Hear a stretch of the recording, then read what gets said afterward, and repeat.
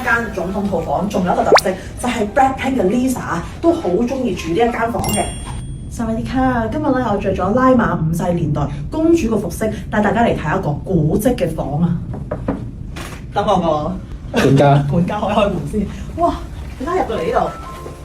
就係一個以前皇宮嘅 feel 嘅一間總統套房啦。咁因為以前咧泰國皇室咧都係即係經常去歐洲啊，中意一啲西式文化嘅，咁所以咧成個感覺咧係好歐洲嘅。呢個咧就係 master bedroom 啦，係好 elegant 啦。呢個四邊落床嘅一張大床啦，咁啊非常之古典啦，好有氣派啦。望過嚟邊，我覺得呢個廁所洗手間啊，好 vintage 嘅。